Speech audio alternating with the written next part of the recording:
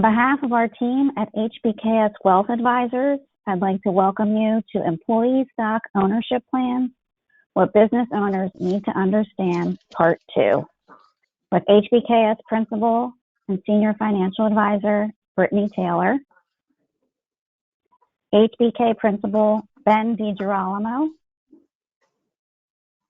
HBK Valuation, Litigation, and Forensics Principal in Charge, Kelly Carrier-Gaunt,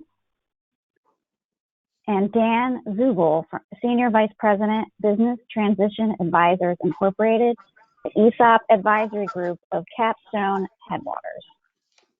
Our session is scheduled for 60 minutes and is being recorded. Please note that all attendees are set up in listen-only mode.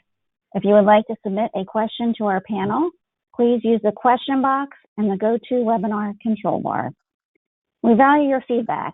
Please complete the survey at the end of the session to let us know how we did. If you would like a complimentary ESOP 101 and financial review, please let us know via the survey or via email. For more information and insights, please visit our insights page at hbkswealth.com/insights. At this time, I'd like to turn it over to today's moderator, HBKS Director of Client and Advisory Experience, Megan Williams. Thank you, Lori. Brittany, I thought we could start things off by having you provide a brief summary of our first session for anyone who might have missed it. Yeah, thank you, Megan. Absolutely. So for those of you that might have missed the first session, we had the pleasure of having Ashley Walters, the president of Onyx, which is a second generation manufacturing company here in Erie, Pennsylvania, join us. And so Ashley did a really great job of detailing why she and her husband, Drew, decided on implementing an ESOP for their business succession plan. And so today we're going to be talking about how you can implement an ESOP plan, but just a couple of takeaways from that first webinar related to what motivated Ashley and Drew were the benefits of it. So there's benefits on the business side as far as if you start planning early, then it gives you a lot of options to how you want to go ahead and pass on your business or want that succession plan to go. It also gives you, if you start planning early, you have the benefit of not having to make rash decisions or hasty decisions in the end, and you can really think it out. Additionally, with planning early from a personal financial planning standpoint, we can focus on really the liquidity that becomes available and focus on your planning to make sure that we're doing the things early on to make you successful in your financial goals. Additional benefits are there for the employees and the community. So Ashley also noted that employees of ESOP plans on average save about 2.5 times more than with employees with just 401k plans. And it also, from a culture standpoint, really motivates employees, empowers them in making decisions and wanting the company to grow, which is ideally wonderful for everybody, benefits from that. And then from a community standpoint, it was important for them to have the company stay local because they really care about the community. And so by implementing an ESOP, it does ensure that the company can stay local and that you can continue to benefit the community that you love. So those were, I think the main takeaways from the reasons why that was something that motivated Ashley and Drew in making their decision. So today, we're going to get into more of how you go about implementing the ESOP plan. So I'm going to turn it back to you, Megan. Thank you for that summary, Brittany. And Dan, to set the context for the conversation today, can you please explain to us how an ESOP works and give us some more detail on the mechanics? Yeah, absolutely. Great summary, Brittany. Thank you for that.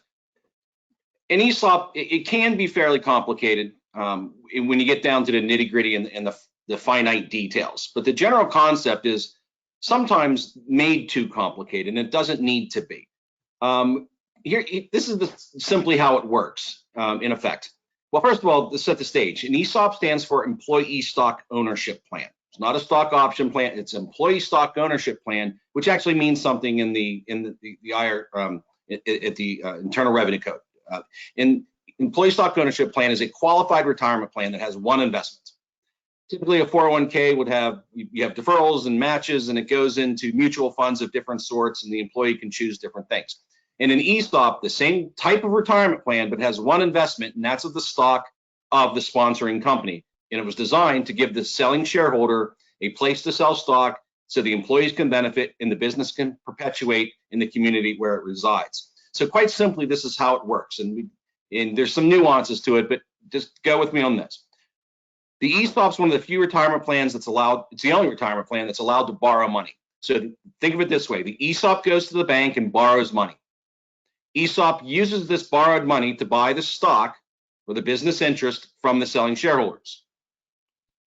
There's a lot of tax savings generated here. And so the company uses the tax savings it's generating, contributes tax savings to the ESOP every year. The ESOP uses that contribution to pay off the debt it incurred to finance even 100% sale to the ESOP. So to summarize that, the ESOP borrows money. The company uses the tax, and the ESOP uses that money to buy the stock from selling shareholder. The company uses the tax savings it generates to contribute to its ESOP. The ESOP then uses that money to pay off the debt it incurred to buy the stock from the selling shareholder. And the employees of the company receive the shares of the company over a period of years, between 20 and 40 years. It's not all day one, so you don't have the have and have-nots right away. Over 20 to 40-year period, and then at the end of the day, when the employee terminates employment, the company must make a market and cash out that stock for the employees. So that's it in a nutshell. There's some additional nuances that we can get into at another time or on a personal level, but I'll leave it there for now. Megan? Perfect. So Ben, question for you. In terms of the structure of the company, does it have to be structured in any particular way in order to be able to implement an ESOP? Yeah, great question. It does. And so for federal income tax purposes, the business needs to either be a C corporation or an S corporation. And in addition to that, that entity needs to be formed as a corporation within its state. And the reason that I bring that up is because many businesses are formed as LLCs these days. And for income tax purposes, when you're an LLC, you really have any option you want for federal income tax purposes or treatment. As an LLC, you can make an election to be taxed as a corporation, and as a corporation, you can also make an S election. So we see lots of state organized LLCs that end up being federally taxed as C corporations or S corporations. If you're in that situation and you want to sell to an ESOP, you would need to convert your LLC to a corporation within the state. Most states have that's really no problem. That can be done through a merger, just papering some things with the state. Certainly something, of course, you need to talk to your legal counsel about, but typically that can be done. In addition, you can't be a partnership, you can't be a sole proprietor, or as I mentioned, an LLC taxed as a partnership. You would need to convert to a corporation if you wanted to do that. And we're going to talk about shortly what the benefits are of either being a C or an S, because there's benefits to both, but they're a little different. Let's get into those details now. So you mentioned that it's actually possible to convert from an ineligible entity type to either a C Corp or an S Corp. So is that difficult? Yeah, typically no. If you're already taxed as a C or an S, and the only thing that's holding you up is the fact that you're organized as an LLC within your state, you can typically convert to a corporation under the corporation laws within your state. And from an income tax standpoint, that's typically going to be a non-event. If you happen to be a partnership or a sole proprietorship, you would need to convert to a corporation, either C or S, prior to that sale as well. That transaction is typically non-taxable as well. There are certain circumstances where when you go from a partnership or a sole proprietorship into a corporation, it's possible for that transaction to be taxable if you've got debt on the books that exceed your basis in the assets in that entity. That could be a taxable event. So you definitely want to talk to your tax advisor before you would make any of those types of conversions. But typically that can be done pretty simply. And again, we're going to talk about the specific benefits of C corporations versus S corporations. In our practice and in my practice as a tax advisor, a lot of the businesses that I work with are taxed as S corporations and some are taxed as C corporations. Dan's going to talk in a minute about the benefits of each, and you might be considering, can you convert from an S to a C, or can you go from an S from a C to an S, or can you go from an S to a C? And generally you can. There are some hang-ups and potential hang-ups if you're going from a C to an S prior to the sale. But generally those things are all done tax-free. You just want to make sure you're talking to your tax advisor before you take any of those steps. And we're talking a lot about taxes, obviously, in this particular scenario. And one of the reasons is because there are tax advantages to ESOPs. And we've mentioned that a few times. So Dan, this might be a good opportunity for you to dive into that a little deeper and explain what those advantages are.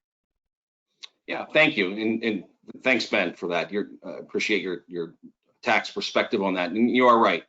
There are different tax advantages depending on whether the company is a C Corp or an S Corp or converts to one of the two. And there's definitely some nuances need to be explored. Every company is different and the tax consequences are different, so we need to look at that every time. But from the high level, the two major tax benefits are tax benefits for C Corps, tax benefits for S Corps. If you Google ESOPs, probably one of the oldest tax benefits you're going to see is, I don't throw out much code, I leave that to Ben, but 1042 or Internal Revenue Code 1042. It's the tax advantage that's allowable for a C corporation, because the ESOP laws were written when pretty much every company was a C Corp. And tax law has not caught up yet, although we're trying on a federal level and on the state level here in Pennsylvania, where I reside, to catch up. But the C Corp advantage is this: it's a 1042. It's similar to a 1031 real estate exchange or a 1035 life insurance exchange that says if you have a certain type of property and you sell it and you buy a similar like property, you don't have to recognize a taxable gain on that new purchase. So specifically for an ESOP, if you have stock of a C corporation, you've held it for 5 years and you sell it, and you, with the proceeds, you reinvest it into U.S. domestic stocks and bonds, you potentially don't have to pay the capital gains tax immediately. It's deferred, and sometimes it can be even potentially eliminated. Brittany's going to touch on that a little bit later on that. So that's kind of the oldest tax benefit that may require a company converting from a non-C Corp to a C Corp that may or may not be desirable. As Ben mentioned, there may be some tax drawbacks to that. Now, kind of the driver right now in modern ESOPs is the S Corp ESOP and the tax advantages associated. So sometimes you have to choose. If a company's already an S Corp or they don't want to convert to a C Corp, the S Corp tax advantage is kind of the mechanism that's driving most ESOPs these days. Because to the extent a company is an ESOP-owned S corporation, and for the reason I'm going to state, most companies go 100% right from the get-go. Because to the extent a S Corp is owned by the ESOP, assuming 100, even if it's 100%, the profits are no longer taxable. So a 100% ESOP-owned S corporation, literally the profits are never taxed again. The tax goes away, not deferred, not pushed down the line. It literally goes away, and that's just a simple fact that the ESOP, as the owner, doesn't pay tax, just like your 401k doesn't pay tax. And because it's a tax-exempt entity, distributions do not have to leave the company, so the owner of the stock can pay tax like most traditional pass-through companies. And if you're a pass-through yourself, you know exactly what I'm talking about. You take money out of the company so you can pay your personal income tax. If the ESOP owned the stock, the board, which is probably the selling shareholder and family still, even post-transaction, says we no longer need to declare distributions because the sole shareholder, which is the ESOP, doesn't pay income tax. So now we've increased the cash flow to the company equivalent to what you're typically went out the door to pay tax. Now that money is redirected and used to pay off the debt we incurred to buy even 100% of the stock.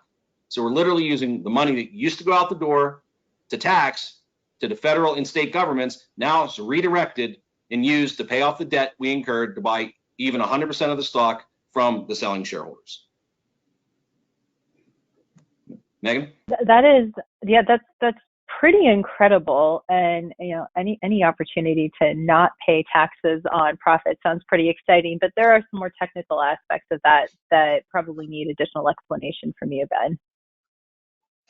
Yeah, no, Dan's absolutely right. And so S corporations are known as flow-through entities from an income tax standpoint. And what that literally means is that the income flows through from the operating business to its owners, who then are responsible for paying tax on the income of that entity. And as a taxable owner of an S corporation, if Dan and I and Brittany and Kelly owned an S corporation, the annual earnings of that S corporation would pass out to us. We'd receive a K-1 from the S corporation, and we would each be responsible for paying our own tax on the income of the S corporation. And what Dan's talking about, once that S corporation is sold, if the four of us sold our S corporation to an ESOP, 100% of the S corporation going to the ESOP, now the S corporation is owned by an ESOP, which doesn't pay income tax at a federal level. So that K-1 from the operating business now goes to the ESOP. The income gets passed out to the ESOP, which doesn't have a federal income tax bill, and therefore the operations are not subject to any income tax after the sale. Thank you for that. Dan, again, this is sounding a little too good to be true. You had mentioned that the company has several uses for the money. If we didn't cover all of those, please address that for us. But then also, it sounds like it's too good to be true, and that this could be a possible loophole. And I know we talked about this a little bit in part one, but not everyone who's here today attended that. So I know I'm throwing a lot of questions at you at once. So other uses for the money, and do we think this is a loophole that the government might try to close to increase tax revenue? Oh, thank you, and good questions there.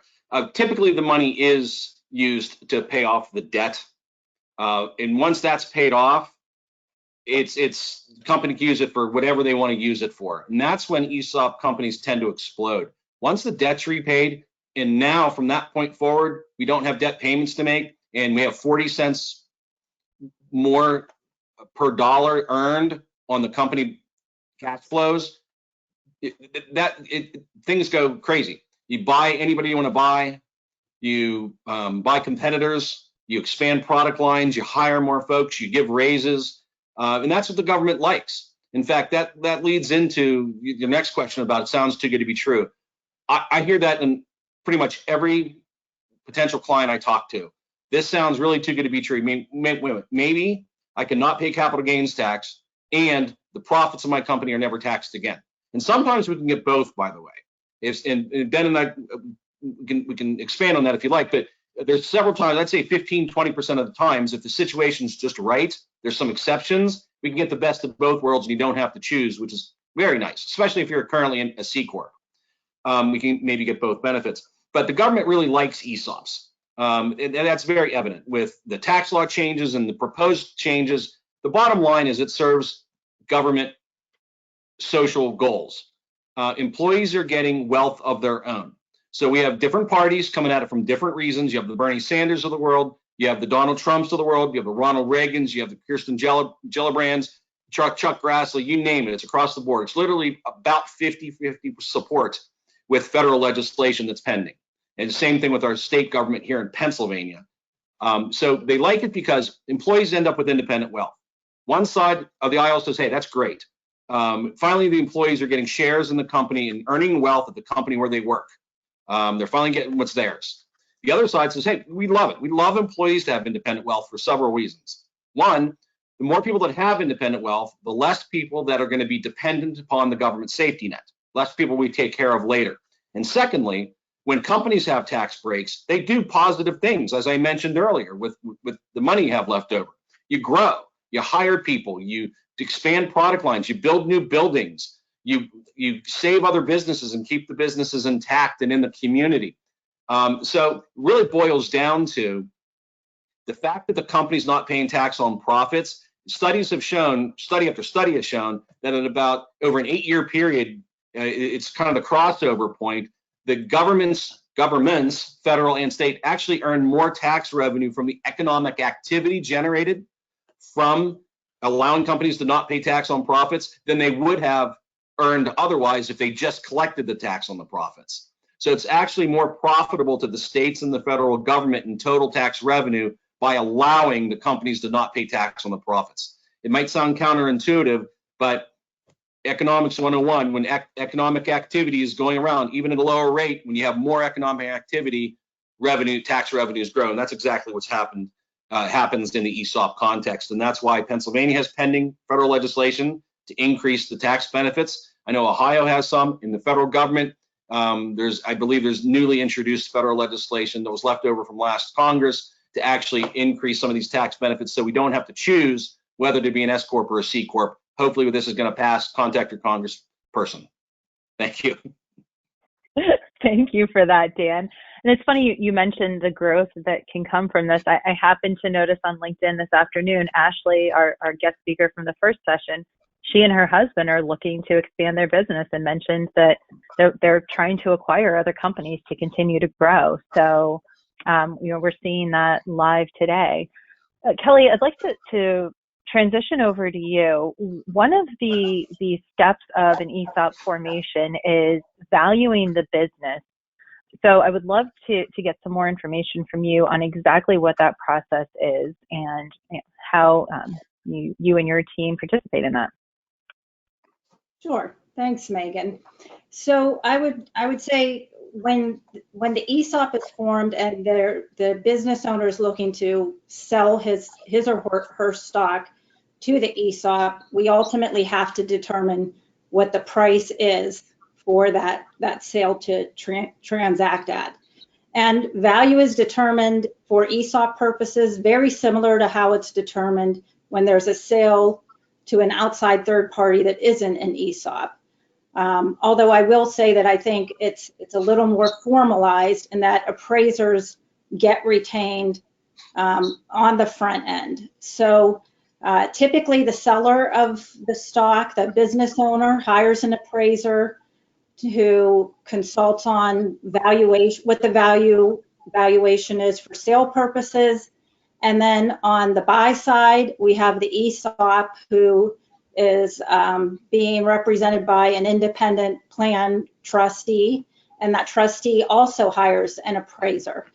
And the two appraisers basically opine to fair market value, and I would say it's a little different in that fair market value is defined by the Department of Labor.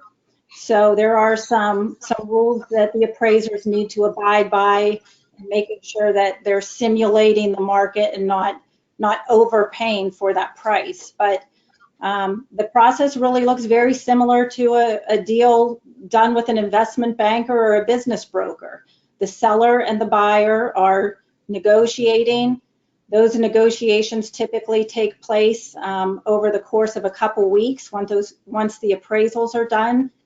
And the negotiations center around what's the business's return, how risky is the business, what is the proper, what are market multiples that would be appropriate for the business.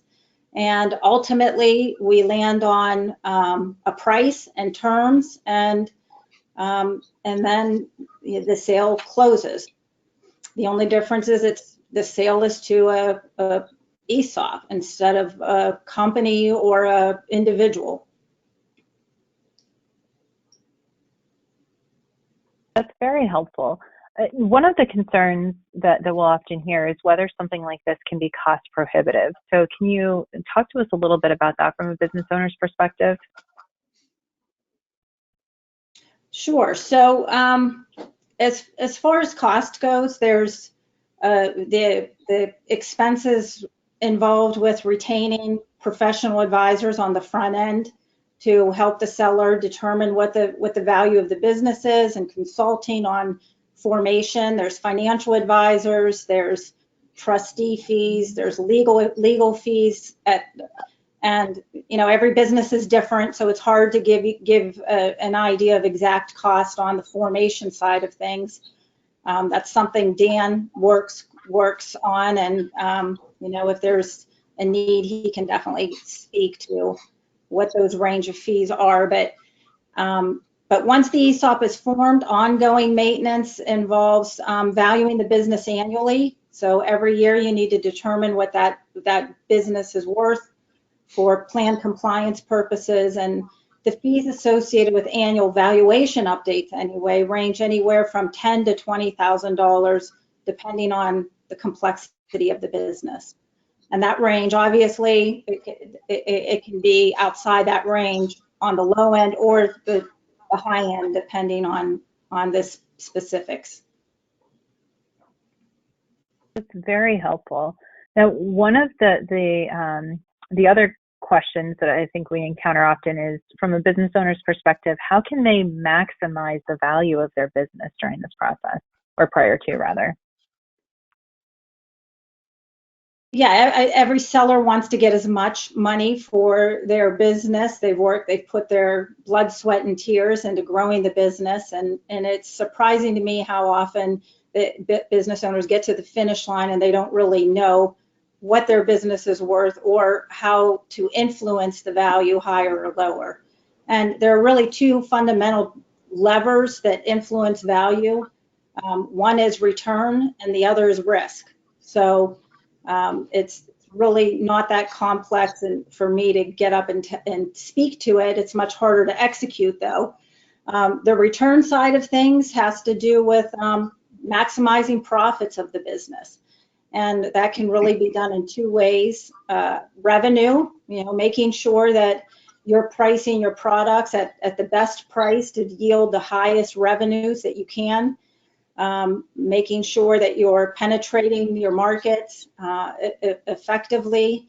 So on the revenue side is certainly an area of focus. The other area is on the profit side, making sure you're making as much as you can possibly make with the revenues you're generating.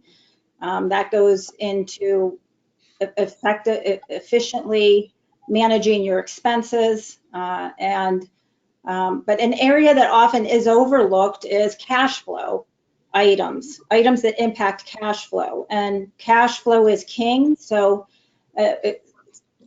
I always advise owners to focus on making sure they're collecting their receivables as quickly as possible, making sure they're turning their inventory efficiently. Another area that can cause a business to be worth less is if you have fixed assets that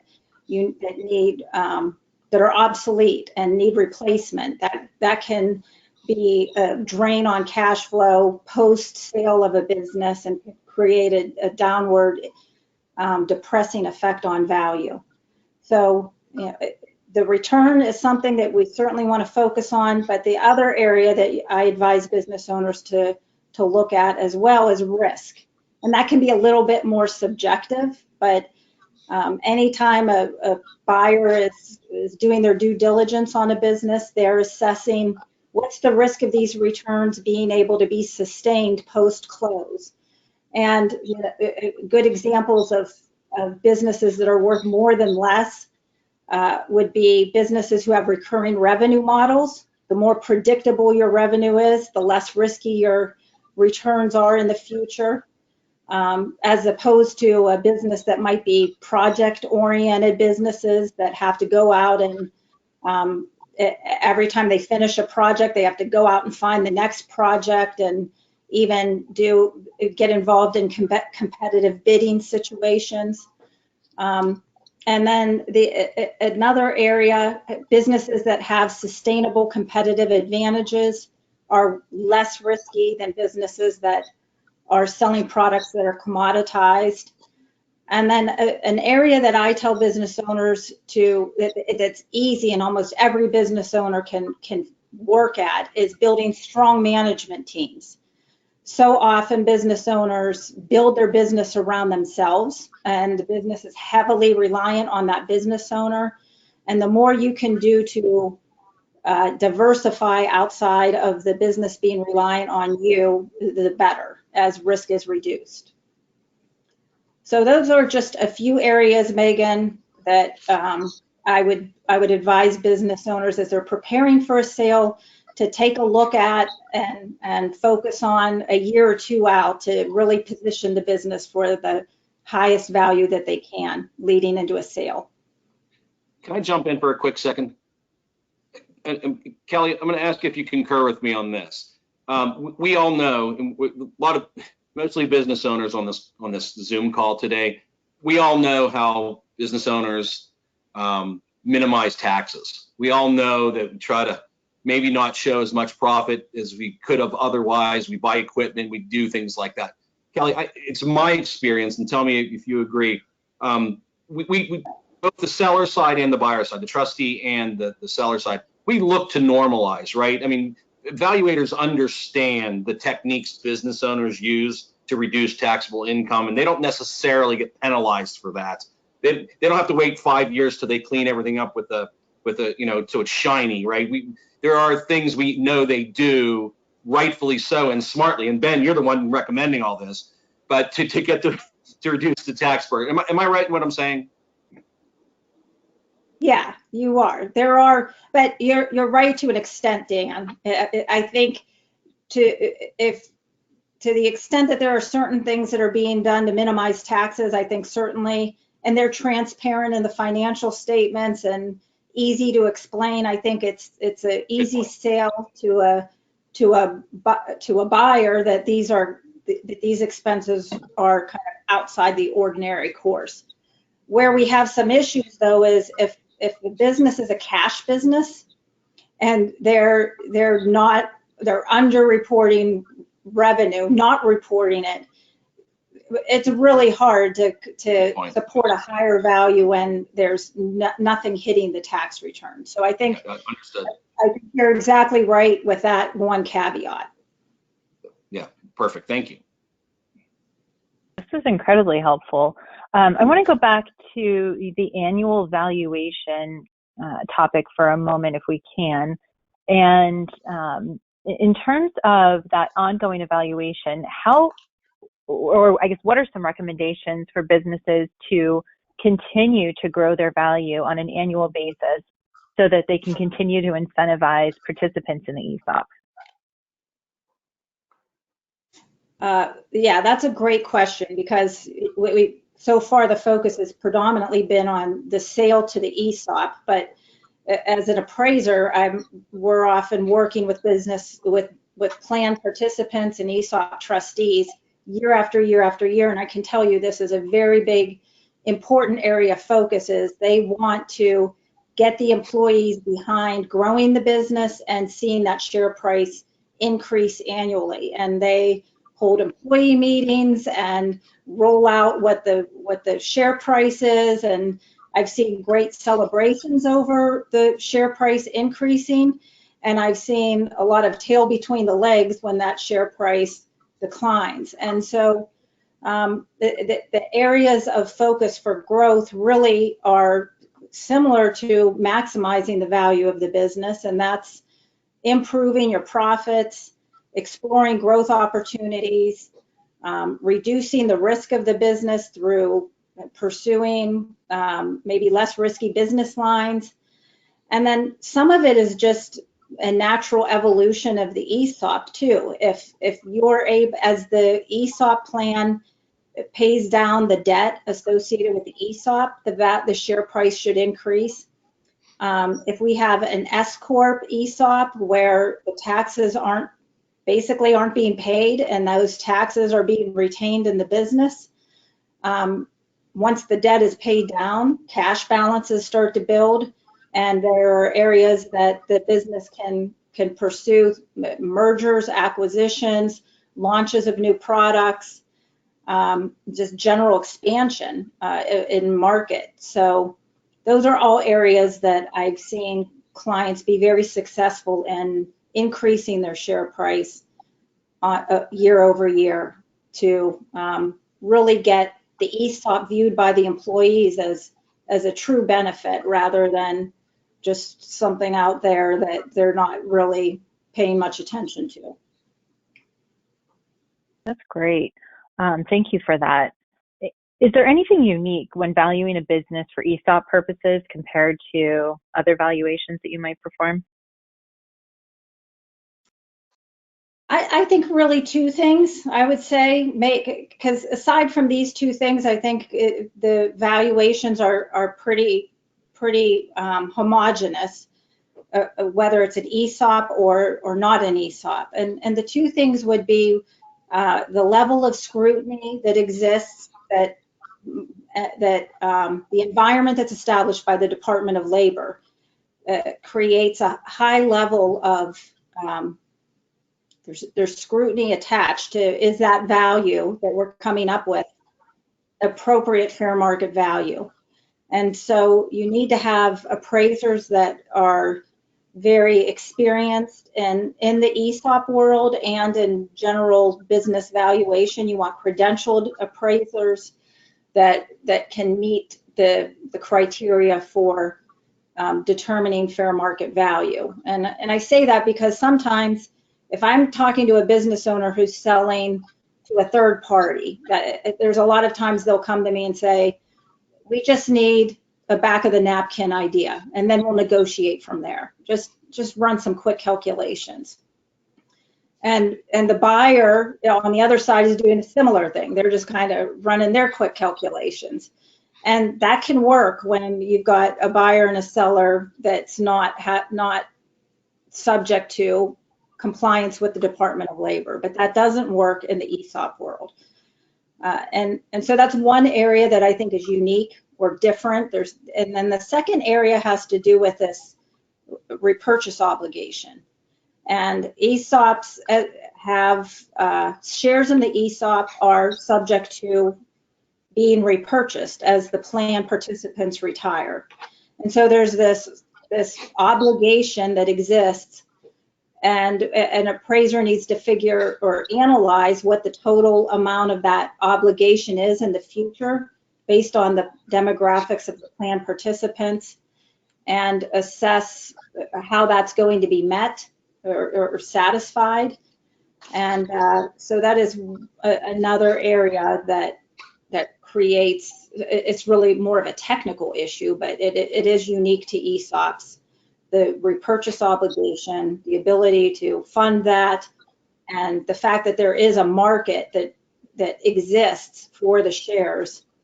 And that market is essentially the ESOP, where in a typical private company, there is very rarely a market for the shares of stock. Thank you for that explanation, Kelly. Dan, I'd like to shift back to you now and talk a little bit more about the selling and buying side of things from the bank perspective. So the first step that you mentioned was the bank will lend money to the ESOP. What happens and how does the seller get paid if the bank will not lend 100% of that business's value? Yeah, thank you for that. Yeah, that's a big question, because the bank, we have the cash flow. We've determined we have the cash flow we need to finance even 100% transaction. You'll find that to be true. When you're not paying income tax, that's generally more enough to pay off the debt, even on a 100% transaction. The problem is the banks aren't lending 100%. And so what that leaves us is most likely a combination where the bank lends what they lend, maybe 1.5 to 2.5 times your EBITDA, your adjusted net income. And the balance is generally seller installment notes, where the seller will sit behind the bank and be subordinate to the bank, get maybe even interest-only payments for a period of years until the bank's paid off, and then receive principal and interest payments until completely paid off, until 100% of the sale price is eventually paid off. And I often get the question at that point is, well, why would the seller do that? Why would they just accept seller notes? And there's a reason.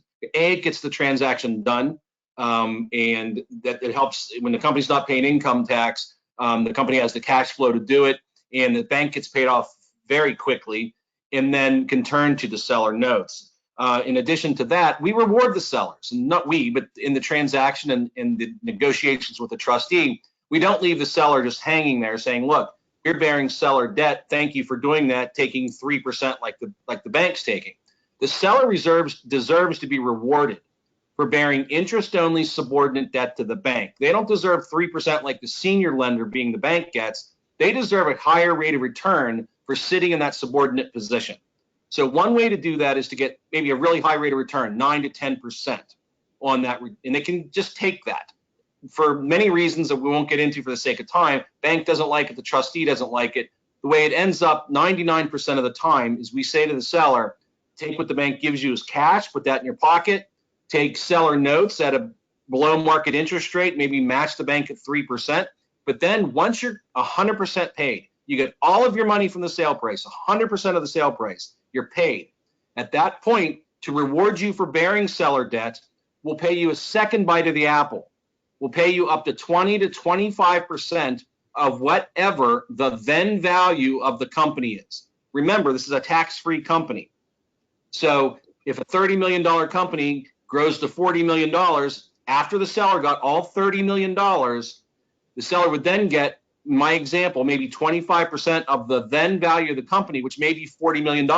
That means the seller is getting another $10 million on top of the $30 million they've already received. That's the reward for bearing the seller debt and being subordinate to the bank. So basically, we take lemons and make lemonade out of it. Megan? Excellent. Thank you for that. Kelly, let's talk a little bit more about banks. Is it hard to find a lender? Are there any limitations? And how do banks feel about ESOPs? I think banks like ESOPs. The ESOPs are banks fundamentally lend based on the creditworthiness of the deal, and so I don't think ESOPs scare banks. If anything, I think ESOPs are a great structure for banks because of the tax advantages that are associated with ESOPs. Banks won't lend, like Dan said, they won't lend 100% of the deal, but they don't lend 100% of the deal regardless of whether it's an ESOP transaction or not. But I don't see the ESOP structure as a disadvantage in terms of obtaining credit. That makes sense. Thank you for that. Earlier, we started to talk about the team that might be involved in an ESOP transaction. Kelly, can you spend a little bit more time talking about the various team members or advisors that would participate in an ESOP transaction? Yes, you have, and I think I alluded to this earlier, so I won't spend a lot of time on it for the sake of time, but there are legal and accounting professionals that are on the team. Typically, you have a financial planner and a wealth advisor helping with the investment of the proceeds from the sale and making sure that rollover of funds qualifies for any tax advantages associated with the C Corp deferral of the capital gain. You have the ESOP quarterback who basically is analyzing the transaction, making sure that the transaction is feasible and an ESOP makes sense. And then on the other side, on the ESOP side, you have a trustee team. So the trustee has an appraiser and plan administrators, and then there's an ESOP lawyer usually. So a lot of professionals. These do have some complexity to it, so you need to make sure you have the right advice going into the deal and ongoing. But certainly, I think for the right business, the ESOPs make great sense from a tax perspective. I know I'm a little jealous. I kind of wish I had an opportunity for one now. The taxes have me very excited, as I'm sure they do everyone else on the call today. Dan, can you talk to us a little bit more about the work involved to maintain an ESOP? Yep, short conversation, not a lot more than you do in your 401k. Just a filing of a 5500 and getting the third-party administrator, which is just the record keeper, kind of employee census. That's really about it. Well, geez, that sounds really easy. Thank you for that. Brittany, taking it back to you for a second, we addressed some of the ESOP tax advantages earlier, but can you talk to us about any specific requirements that may exist to take advantage of the capital gains tax deferral and possible elimination for C Corps? Yeah, so Dan had talked a little bit about the Internal Revenue Code 1042, essentially where you're transferring your sales proceeds to a like kind, or what they called qualified replacement property. And so there's guidelines for that. And so, it's restricted to basically US stocks and bonds. So there's a lot of things that don't qualify that we might use for typical investors, like mutual funds or those types of things don't meet the requirements. And there's specific requirements as far as testing that those companies have to meet in order to be qualified. And so, with that, you're making that replacement, and then it's really considered a long-term replacement, because as long as you hold those positions, those capital gains can be deferred. And then the intent under current tax law is if we're purchasing, and there's types of investments that really make sense for this. So if we're purchasing things that the intent is to hold for the next 40 to 50 years or for your lifetime, then the intent is that your heirs would then get a step up in basis, and then that tax would never have to be paid on it. So there's definite benefits there. There's some concern from a tax standpoint, as you've heard from both Kelly, Ben, or all Kelly, Ben, and Dan, about concerns with tax law changes. If capital gains tax laws change, there's an issue where that gain could go up. And then there's also the issue of, could that step up in basis benefit that's currently there could also go away. But that's, also a risk that we always have with tax laws and potential for changing.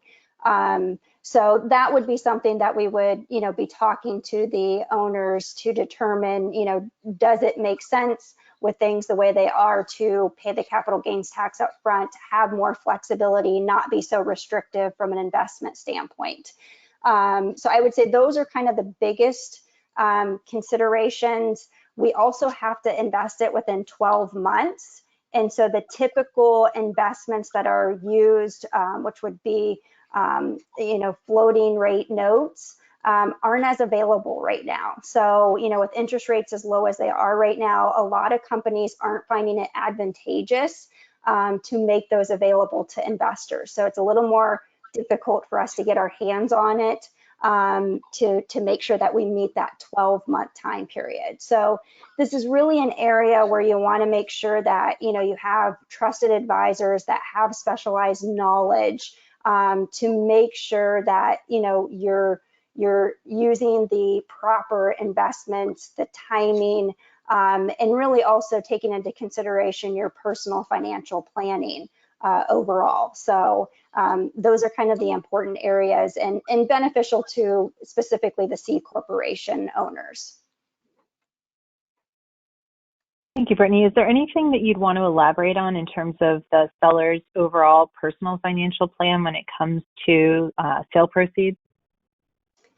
I mean, I think the biggest thing there is there's complexities on both sides, right? So there's some additional complexities on the C share or on the C corporation side, but in both situations, a lot of business owners have put off their intent to plan for their future, whether it's minimizing certain risks to make sure that their family's in a good place, investing for the long term, what their goals are going to be in the future, how we're going to provide for those goals during retirement, or maybe there's shorter term goals.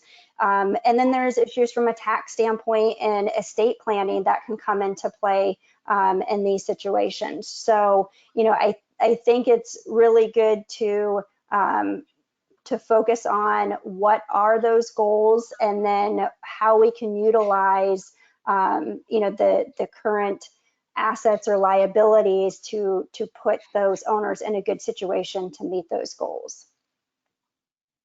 Thank you. That's very helpful. We have spent quite a bit of time in this webinar talking about the benefits to the owners, but as Kelly mentioned earlier, there are many benefits to the employees as well. And one of them, Dan, you mentioned this earlier, there's a point at which employees will cash out when they end employment. So can you tell us a little bit more about that and how that works? Yeah, because this is a retirement plan and the company enters into a kind of a formal agreement with the Department of Labor that you're going to honor your commitments, when the employees leave, they get to cash out their vested balance, and the company must provide a market for those shares. because they can't, most of the time it's not publicly traded. So the company has to buy back those shares when the employees leave. We provide every company we assist with the ESOP, we provide a 20-year liability study, what they can expect to have to come up with out of pocket to meet this liability. The good news is we have a lot of tax savings that we can use to squirrel money away. And I'm going to let Brittany explain more importantly, how do we prepare for that? But I will just say this. If somebody retires on you, you treat them a little more favorably than somebody that quits or gets fired on you. We don't want to incentivize employees to leave to go buy a pickup truck or to start a competing business. So there are ways when we structure the plan, we can be more favorable for certain ways of termination and not so favorable for others. But as I said, I'm more concerned about how does the company use the tax savings to prepare for this? And I'd like to yield to Brittany on that. Perfect. Yeah. Thank you, Dan. So a big part of that is with any type of planning financially is things are much easier or more palatable if you're doing it on a systematic basis. So instead of what we typically see those first 10 years is that there's not a lot of obligations to repurchase back shares, right? Because it's a longer time period that those shares are distributed out. Not a lot of shares have been distributed in the first 10 years. And so there's not a lot of obligation for the ESOP to buy back a ton. And so typically that's common that you could actually pay that with cash flow. However, then we start to look out the next 10 years, more shares have been distributed, the value has hopefully grown, and then you have people who are likely going to retire at that point. And so you may get a time period where you get a lot of shareholders that you're having to buy back in a really short period of time. And you really can't predict for sure that you'll have that cash flow in the business to just fund as you go. And so, if we can plan for that, and as Dan mentioned, they get that schedule to be able to work with the financial advisor to come up with a plan of how do we fund that, then we can kind of work on that side of things, make it more palatable and expected and level for the ESOP to plan for. And then there's a couple of ways that's typically funded. One really common way is to invest in cash value life insurance policies on a group of lives of employees. And so typically those are employees that are earning a higher income. And so those are the employees that are getting a higher number of shares distributed to them each year. And so what that allows you to do is, A, you're building cash value, it's invested, so you should see growth there.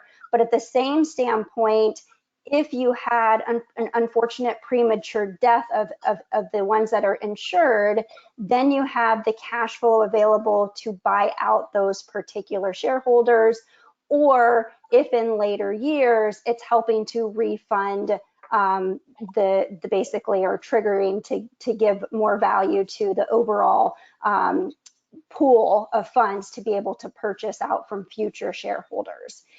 So that's one way. Another way would be just, more of a traditional investment plan where you have a corporate account that you're investing in. And so, with that, very typical as far as having exposure to equities and bonds or some type of mix of, not the same limitations as what we would have for, the situation with the C Corp sellers. And so both the life insurance and the investment option are both tax advantageous. So they don't have the tax penalty of having to pay taxes on the gain or growth because they are part of the ESOP assets or the company's assets. Excellent. Thank you for that detailed explanation. To wrap us up, one final question, and Kelly and Ben, this could be a good combo question for the two of you with your expertise. What's special about 2021 versus 2022? If I'm considering an ESOP, why might this year be different?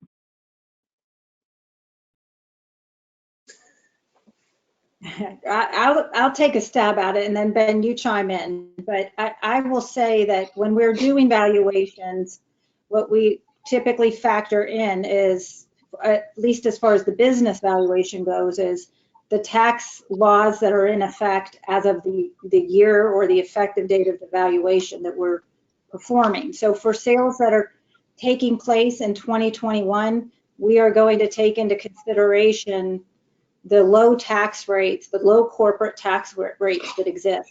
And so ever since the Tax Cut and Jobs Act was enacted, we've seen business valuations that have been at premium valuations factoring the low tax rates, at least as it relates to corporate rates.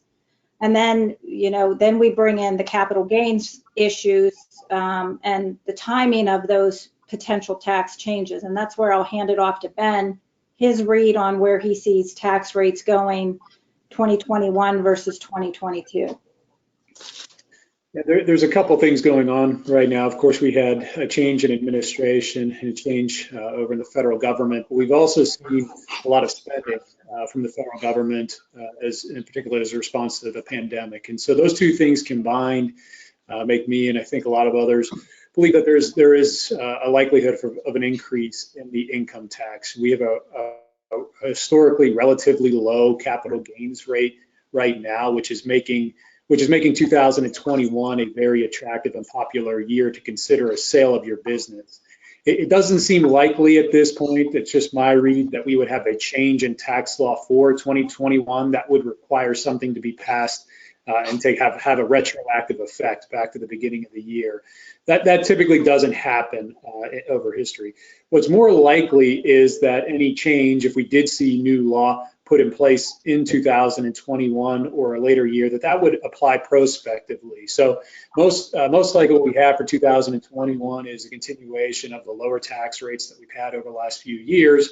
But if you're a business owner who's considering the possibility of selling, and you think tax rates might go up in 2022, 2023, or future year, and you've got these beneficial rates for 2021, it becomes an attractive year to do so.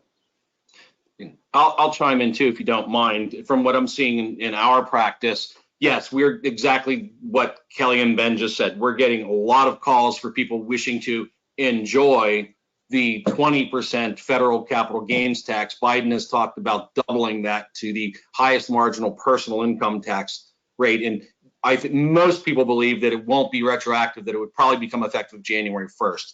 So that gives us till maybe January 1st or maybe a little after that of 2022.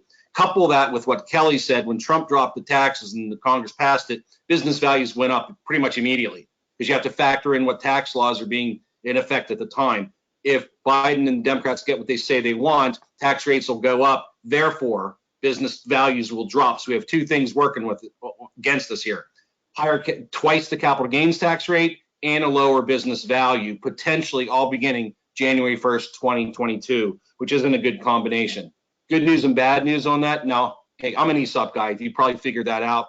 But I will just say 9 months is not a lot of time to package up your company, take it to market, make yourself look pretty, suitors, narrow it down, interview folks, come to a successful deal terms, and close by December 31st. But from an ESOP standpoint, that's plenty of time to get an ESOP done without rushing. Just for what that's worth. Once again, I'm an ESOP guy, but I do know that to be true. So I'll leave it there and let Megan take back over. Thanks, Dan. As a part of today's session, we are offering attendees a complimentary ESOP 101 and financial review and a copy of Grit and Grace, A Journey of Organizational Cultural Change by Ashley Walters, who was a panelist on our first ESOP session. I just want to thank Megan, Brittany, Ben, Kelly, and Dan for hosting today's discussion. If you were unable to attend our first discussion, please visit the Insights section of the HBKS website to review that information. The title of the article is ESOPs and Understanding the Business, Succession, and Financial Planning Benefits. Thank you to everyone, and have a great day.